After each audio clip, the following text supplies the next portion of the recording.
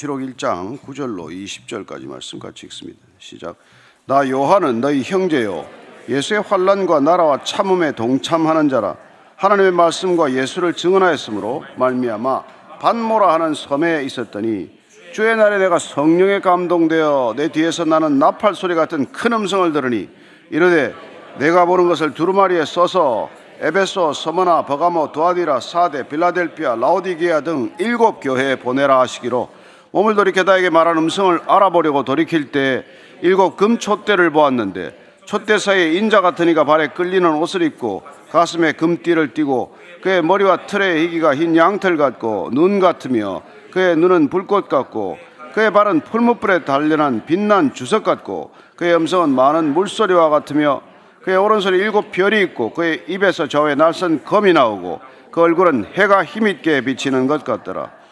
내가 볼 때 그의 발 앞에 엎드려져 죽은 자같이 되매 그가 오른손을 내게 얹고 이르시되 두려워하지 말라. 나는 처음이요 마지막이니 곧 살아있는 자라. 내가 전에 죽었었노라. 볼지어다 이제 세세토록 살아있어 사망과 음보의 열쇠를 가졌노니 그러므로 내가 본 것과 지금 있는 일과 장차 될 일을 기록하라.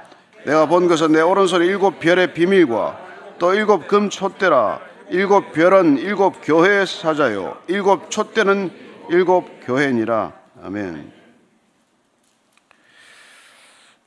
우리가 참 예수님을 보면서 가끔 그런 생각을 하게 됩니다.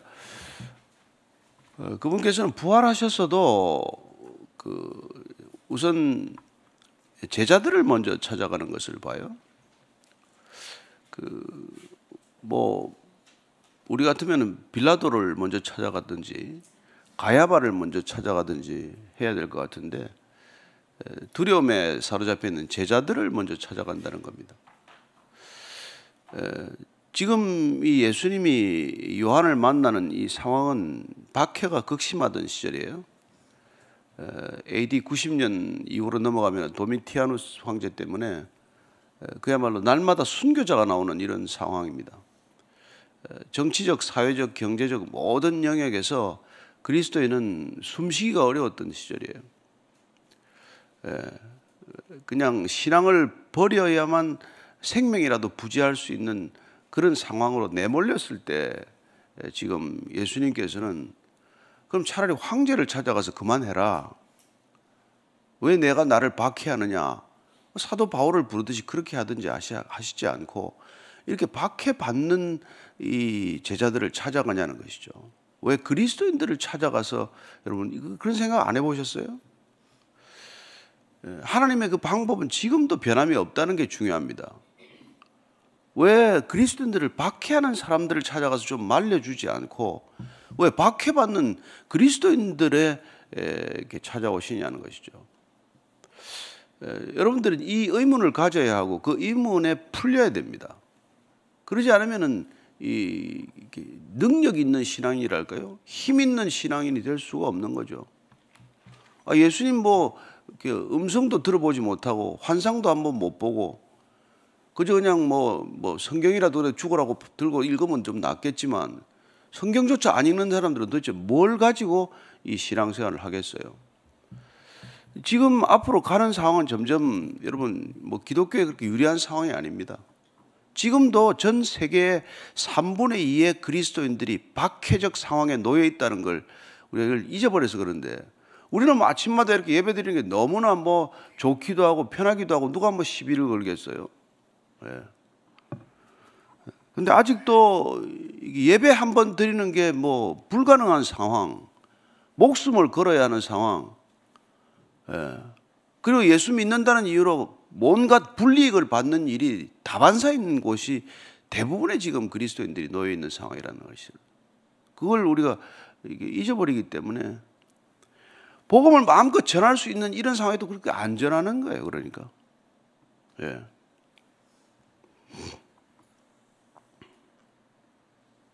이게 같이 있으면 안전하겠습니까? 이걸 여러분들 별 있으나 마나 한 거니까 안전하겠죠.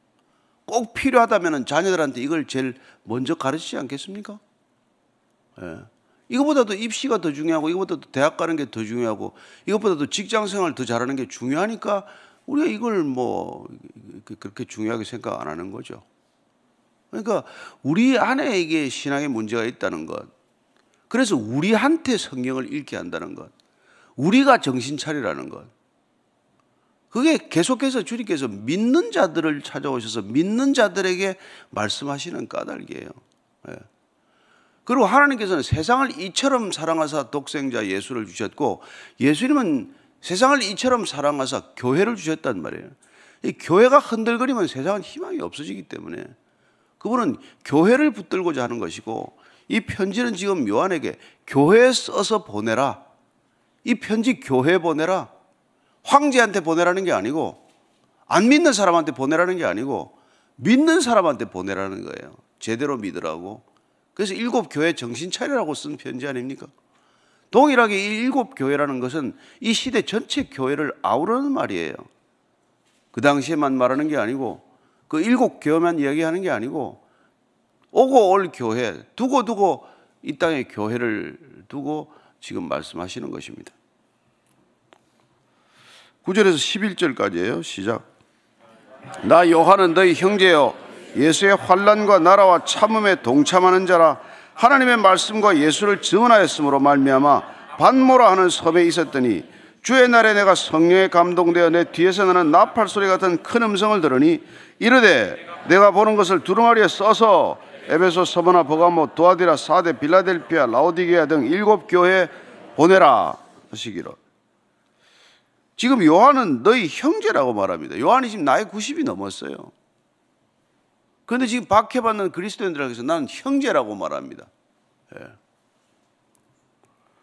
근데 제가 여러분들 보고 형제라 그러면 안 됩니까?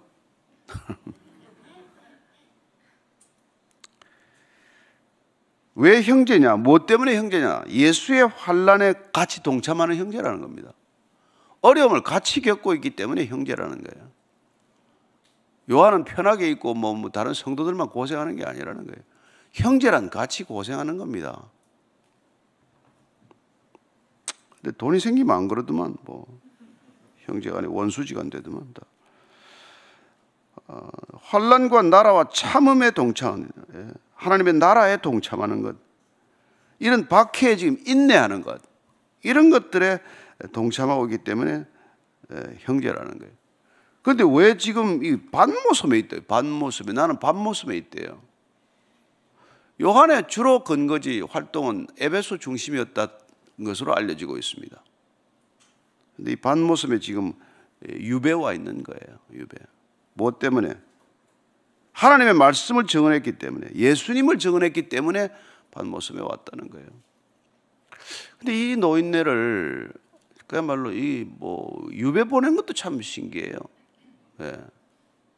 가서 죽으라고 보냈겠죠. 반모섬에 가보면은 정말 작은 섬이에요. 에게해 섬이 한 3,000개 됩니다. 아주 작은 섬이에요. 제가 터키에 집회하러 갔다가 거기 잠깐 들렀는데, 에베소에서 한 70km 배를 타고 가야 돼요. 섬이 한 16km 길이가, 폭이 한 10km, 넓은 데가 10km고 중간에 잘룩해가지고 중간에는 한 1km 정도밖에 안 되는, 근데 순 바위 섬이에요. 지금 이 사도 요한이 예배드린 공간에 가면은 지금도 이제 성 요한 수도원이라고 이제 있는데, 거기 들어가 보면은 이 요한계시록 4본을 거기다 이제 갖다 놨어요. 근데 그랬는데 그 동굴에 들어가서 예배드리는 그런 상황이 지금 이 계시록이에요. 그런데 이 지금 반모섬에서 가보면 그러니까 먹을 게 뭘 먹고 사는지 모르죠. 그런 곳에. 그런 곳에서 지금 예배를 드리는 거예요. 유배지에 가서 예배를 드리다가 지금 이 주님을 만난 것이죠. 그래서 오늘 보니까 10절에 보면 주의 날이라고 처음 이제 일요일에, 주일에, 이 성경의 신약성경 전체 주의 날이라는 게 처음 나와요. 구약에서는 주의 날이라는 게 심판의 날 아닙니까? 그런데 지금 여기서는 주일을 말하는 거예요. 주일에 내가 성령에 감동되어, 성령에 감동되어 in spirit이에요. in the spirit.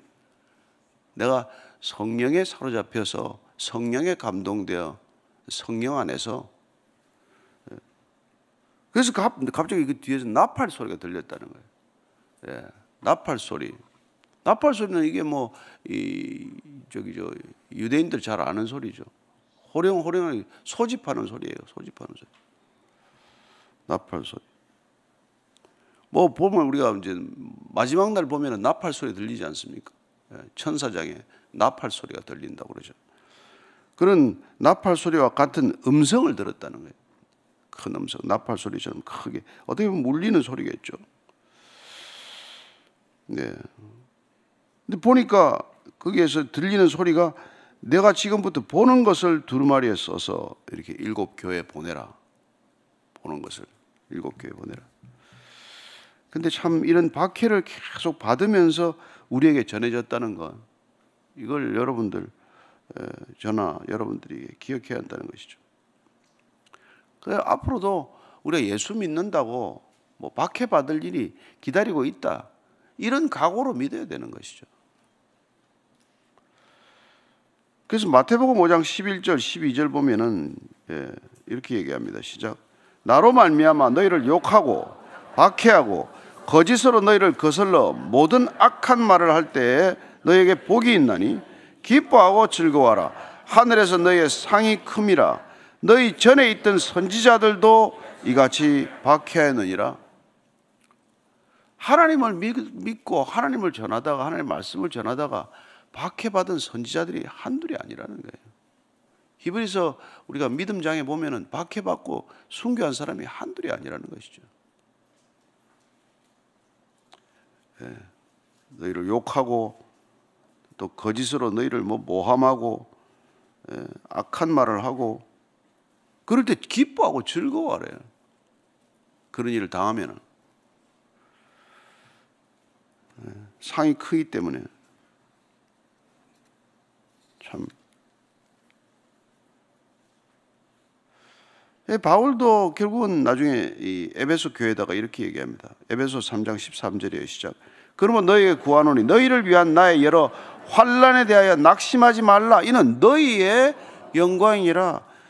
바울이 복음 전하다가 환난을 엄청 겪지 않습니까? 그 엄청난 환난을 겪는데, 그런 내가 환난 겪는 데 대해서 낙심하지 말아라. 왜 바울 선생은 저렇게 다니면서 이렇게 죽을 고생을 하나, 어려움을 겪나? 그래서 마음이 낙심이 되지 말라는 거예요. 너희의 영광이라 그래요. 너희의 영광이라. 이게 여러분 복음의 능력이고 이게 기독교예요. 무슨 큰 건물 지어놓고 그게 하나님의 영광이다, 그런 게 아니에요. 그런 게 무슨 구름같이 사람이 몰려서 하나님의 영광이다, 그런 거 아닙니다. 골방에 숨어서 기도하고 어딘가에서 정말 박해받아가면서 그게 믿는 게, 그게 영광이라는 거예요. 십자가의 영광이라는 그런 거라는 겁니다. 그래서 이 길을 가면서 여러분들이 뭐가 영광인지를 모르면은 헷갈려서 세상의 영광을 끊임없이 찾겠죠. 오늘날은 이 십자가의 영광, 고난받는 영광, 박해받고 환난 가운데 있는 영광이 사라졌기 때문에 교회가 능력이 없다, 이 얘기예요. 교회가 무슨 큰 교회가 없어요. 큰 교회, 여러분 지금 이단들은 더 커요. 이단들은 어디 양평에 어디 갔다 오더니 누가 혀가 눈이 둥그래가지고 왔더라고. 참. 열심히 건물 짓고 열심히 그 하나님의 영광이라고 말하는 건 조심해야 됩니다. 그래서 지금 예수님께서는 에베소, 스무나, 버가모, 두아디라, 사대, 빌라델피아, 이 교회들의 라오디게아, 이런 교회 보내라는 거예요. 교회에 보내라는 겁니다. 교회. 이 편지는 교회에 주신 것입니다. 이 계시록은 교회에 주신 것이에요. 저와 여러분들에게 준 겁니다. 이 시대 교회도 동일한 것이죠.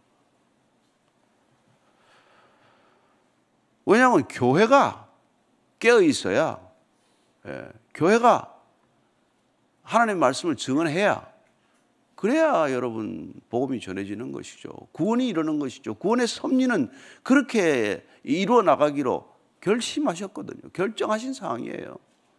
세상은 제가 말씀드리지만 성경 안 읽습니다. 성경은 그리스도인을 읽을 뿐이에요. 우리만 성경을 읽는 거죠. 우리가 성경 읽은 대로 살면 그 사람들이 우리를 보고 성경을 읽는 거예요. 우리는 말로만 전하려고 하지만 그 사람들 우리 말 듣고 저게 복음 듣지 않습니다.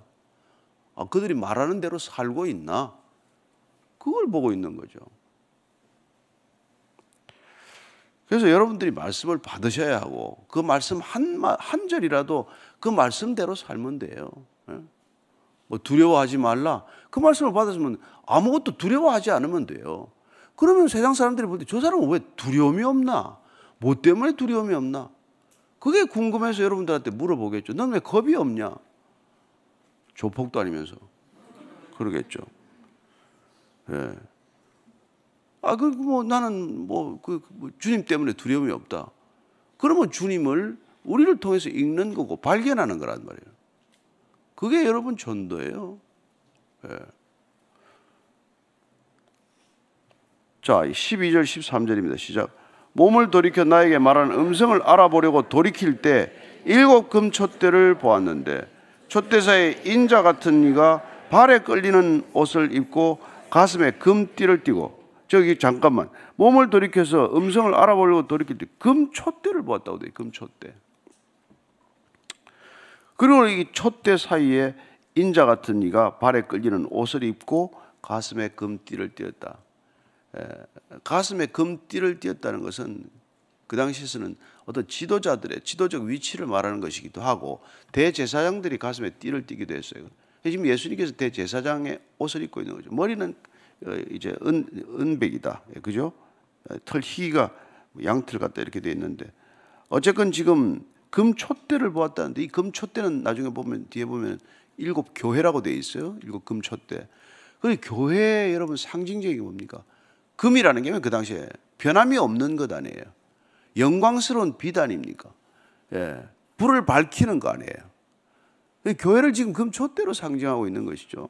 그 금촛대가 있는데 그 금촛대 사이를 예수님이 지금 있는 거예요. 예, 인자 같은 이가. 그러면 교회를 지키시는 이다. 교회를 인도하시는 이시다. 교회가 예수님의 보호 아래에 있다. 이 얘기를 하고 있는 것이죠. 박해를 받고 있는데 그래도 예수님이 함께하고 계신다. 이게 우리의 믿음이에요. 교회가 예수님이 세우신 거 아닙니까? 예수님이 머리 아니세요? 근데 그분이 머리신데 그 교회가 그러면 어떻게 되겠어요? 사라집니까? 안 사라지죠. 예수님이 십자가에 못 박혔지만 죽으셨지만 교회는 살아나기 시작한 거란 말이에요. 제자들이 그렇게 두려워서 떨었지만 부활하신 주님과 함께 살아나기 시작한 게 교회 아닙니까? 마가의 요한의 다락방에서 120명이 살아남으로써 교회가 시작된 거 아닙니까?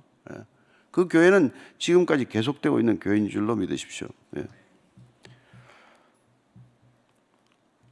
그래서 이게 지금 히브리서 2장 17절에 보면 대제사장의 모습이 이렇게 나오는 거예요. 시작. 그러므로 그가 범사에 형제들과 같이 되심이 마땅하도다.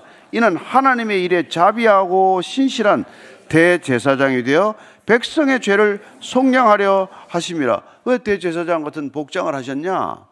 지금 요한이 본 것은 예수님의 환상을 보면서 예수님의 인상착의를 본 거예요. 인상착의라고 표현하지 않습니까? 우리가 몽따주 그릴 때 인상착의를 그린다.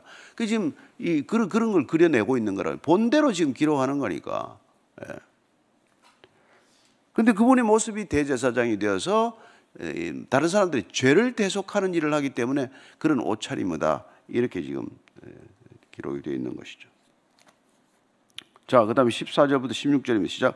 그의 머리에 털의 희가 흰 양털 같고 눈 같으며 그의 눈은 불꽃 같고 그의 발은 풀무불에 달려나 빛난 주석 같고 그의 음성은 많은 물소리와 같으며 그의 오른손에 7별이 있고 그의 입에서 좌우에 날선 검이 나오고 그 얼굴은 해가 힘있게 비치는 것 같더라. 머리가 털이 그렇게 희가 흰 양털 같다. 근데 이런 표현들은 구약에 나오는 표현들이에요, 사실은. 그래서 많은 이 계시록에 나오는 상징적인 표현들이 구약의 배경과 다르지 않다는 것을 우리는 알 수 있습니다. 다니엘서 7장 9절 말씀을 보면은 예수님 이 얼굴과 같은 모습이 이렇게 나옵니다. 시작. 내가 보니 왕자의 노이고 옛적부터 항상 계시니가 자정하시던데 그의 옷은 희귀한 눈 같고 그의 머리털은 깨끗한 양의 털 같고 그의 보좌는 불꽃이요 그의 바퀴는 타오르는 불이며 이런 모습이 기록이 되어 있죠. 예. 다니엘 10장 6절에 보면은 또 한 가지 표현이 나옵니다. 다니엘 10장 6절도 한번 같이 읽겠습니다. 시작. 또 그의 몸은 황옥 같고 그의 얼굴은 번갯빛 같고 그의 눈은 횃불 같고 그의 말과 발은 빛난 놋과 같고 그의 말소리는 무리의 소리와 같더라. 이런 표현들이 겹쳐 있는 것을 우리가 보게 됩니다. 그리고 음성은 많은 물소리와 같다. 폭포 소리와 같이 이렇게 우렁차게 들린 것이죠. 그리고 오른손에 7별을 지었습니다. 그 다음에 입에서는 좌우에 날선 검이 나온다고 돼요. 날선, 좌우에 날선 검, 이는 로마 시대 로마 군인들이 가지고 나던 칼이에요. 좌우에 날선 검이란 양검이에요, 그죠? 좌우에.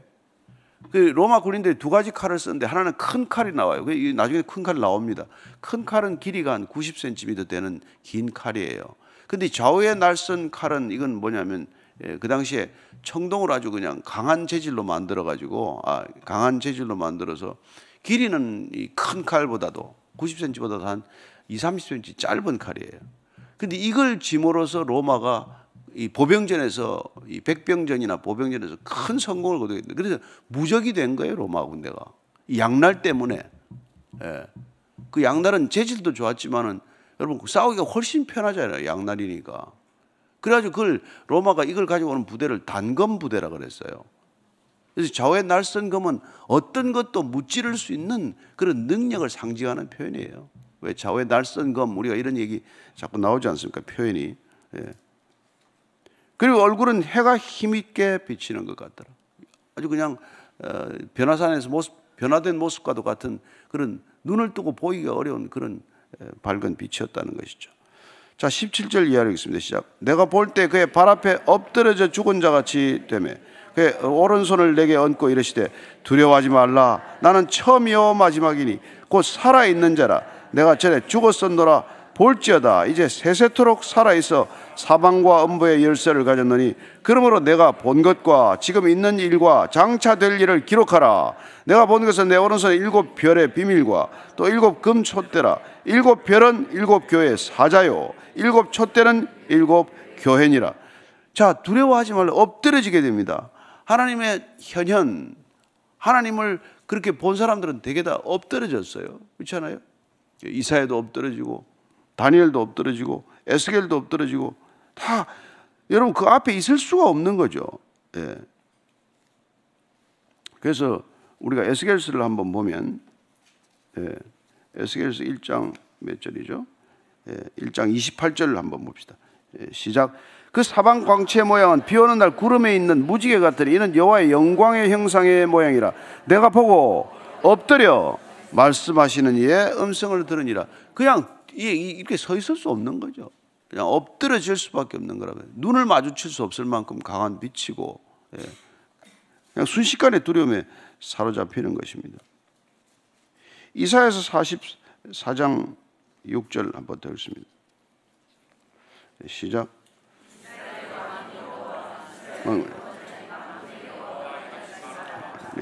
나는 처음이요 나는 마지막이라. 나 외에는 다른 신이 없느니라. 이런 분이 눈앞에 나타난 거예요. 나 이외에 다른 신이 없다. 우리가 이제 1장 8절에 보면 나는 알파요 오메가라고 되어 있지 않습니까? 이사야서 뭐라 그럽니까? 나는 처음이요 마지막이다. 같은 표현이죠. 하나님은 변하지 않습니다. 그분은 알파요 오메가요 처음이요 마지막이요. 그리고 예수님께서 지금 뭐라 말합니까? 처음이요 마지막일 뿐만 아니라 살아있는 자라. 그분은 여전히 살아 계신 분입니다. 그렇죠? 그리고 내가 전에 죽었었노라. 십자가에 죽었죠. 그래서 십자가의 죽음과 부활은 허황된 얘기가 아니라는 거예요. 그 얘기를 지금 요한에게 해주는 거 아닙니까? 그게 흔들리면은 순교의 자리까지 못 간단 말이에요. 믿음을 버리게 돼요. 그분이 죽으셨고 부활하셨다. 그게 우리의 여러분 영생의 기초 아닙니까? 그분이 부활의 첫 열매다. 이제 세세토록 살아있어 사망과 음부의 열쇠를 가졌노라. 이게 이제 믿어 아멘이 돼야 된단 말이에요. 그분이 살고 죽는 게 그분에게 달렸다. 그분은 죽음과 음부의 열쇠를 가지고 있다. 그분의 죽음이라는 게 그분 손에 달린 거란 말이에요. 우리가 뭐 죽으면 사람한테 뭐 나중에 수많은 사람들이 순교했겠지만, 그러나 그 죽고 사는 게 하나님이 허락하셔야 된다. 그러니까 예수님께서 여러분 뭐 참새가 2마리 떨어져서 한 아싸리온에 팔리는 것도 허락하셔야 된다고 그러지 않습니까?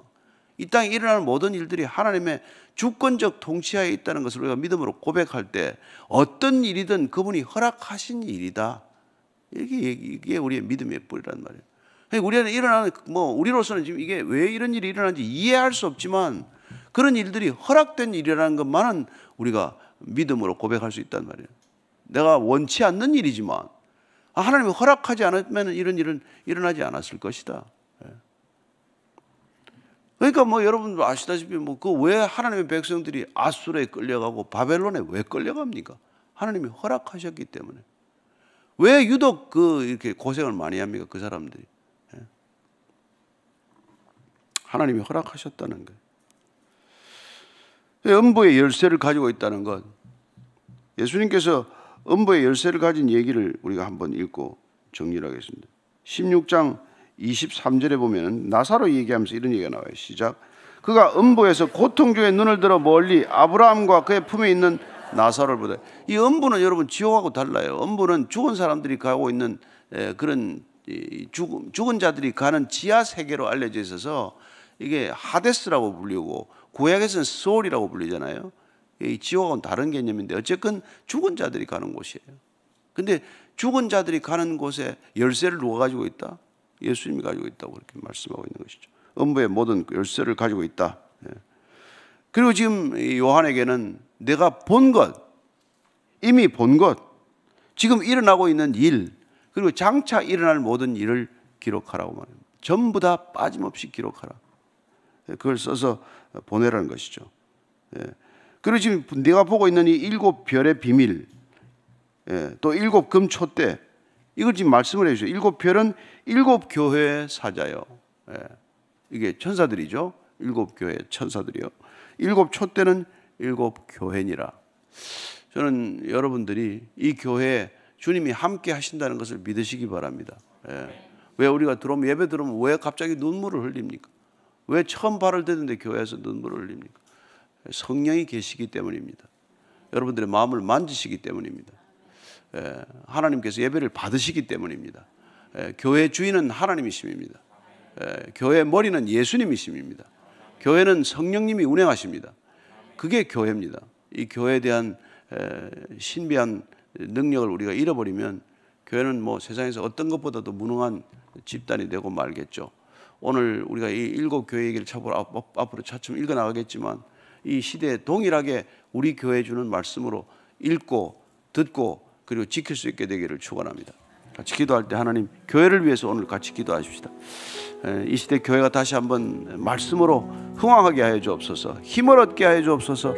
말씀으로 일어나게 하여 주옵소서. 말씀으로 빛을 발하게 하여 주옵소서. 한 목소리 같이 기도합니다. 하나님 아버지, 하나님 이 시대 교회가 조롱받는 시대, 교회가 비난받는 시대, 교회가 세상에 짐이 되는 시대라고 말합니다. 하나님, 저희들의 잘못입니다. 저희들의 죄악 때문입니다. 저희들의 죄악이 하나님과 사이를 벌려놓았습니다. 하나님 아버지, 다시 한번 저희들 회개하고 주님 앞에 엎드려 정말 주님의 음성에 귀 기울이는 저희들 되게 해 주옵소서. 사도 요한이 주님의 음성 앞에서 엎드려 주님께 이 말씀을 들었듯이 저희들도 무릎을 꿇고 때로는 음성을 듣게 하시고 무릎을 꿇고 기도하게 하시고 때로는 무릎을 꿇고 성경을 읽어가는 그런 놀라운 믿음의 사람들이 되게 하여 주옵소서. 하나님 아버지, 교회가 교회다울 때 하나님 세상은 살아날 줄로 믿습니다.